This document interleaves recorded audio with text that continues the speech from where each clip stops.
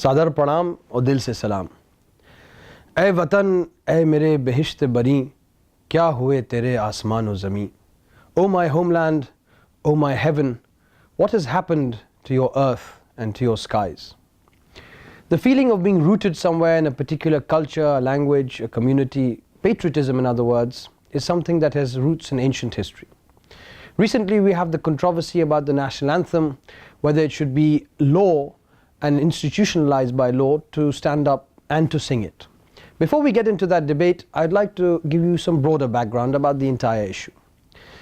One of the important things to think about and to reflect upon is that ideology doesn't exist in a vacuum, neither do religions, but all these systems of thought, things which deal with belief, things which deal with abstract things, they also prescribe behavior. So if you look at ancient China and Confucius, if you look at the Vedas, if you look at the Abrahamic religions, all of them prescribe a set of rites, a set of rituals, a set of customs and traditions. And in that sense, nationalism is not very different. The concept of a nation arises at a time when Europe was being torn apart by empires and wars, and one country and one set of people amongst whom the idea of nationalism deeply rooted itself, and many philosophers wrote about it, was Germany, because Germany was being taken over by France and people were concerned, they were anxious. And so one feature of the European national anthems is they are often very militaristic. They're about blood, they're about gore, they're about victory, they're about the celebration of some kind of battle. And it's important to keep this in mind, and I'll tell you why later. When the empires spread to colonize other parts of the world, through these colonial networks, ideas also traveled, and the idea of the nation came to places like India, went to places like the Middle East, to Africa, and people started thinking about what constitutes a nation.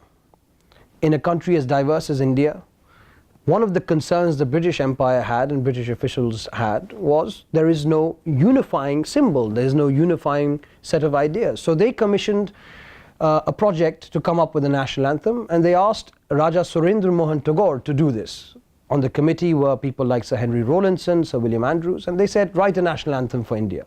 Then they asked Mirza Baqir Khan, Bishop's College, Calcutta, to translate it into Urdu, into Persian, into Arabic.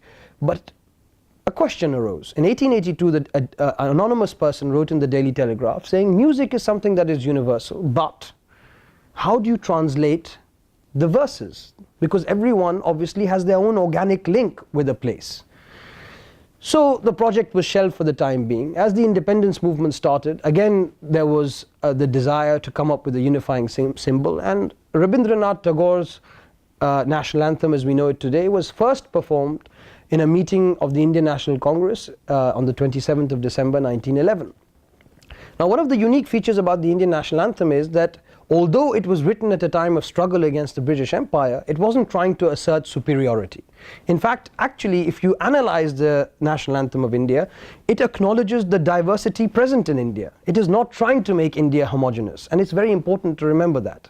It is not trying to say there is only one way of being Indian. It's saying there's Punjabis, there are people who live in the Vindhyas, there are Gujaratis, there are Sindhis. In fact, the idea of India is so expansive that Sindh, which is no longer a part of India, at least in our imagination, remains a part of the Indian imagination.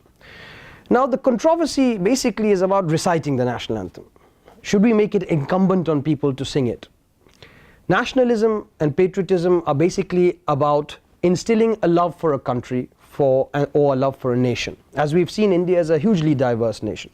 The point and the fundamental question that we need to ask is, what is the end goal of such a law?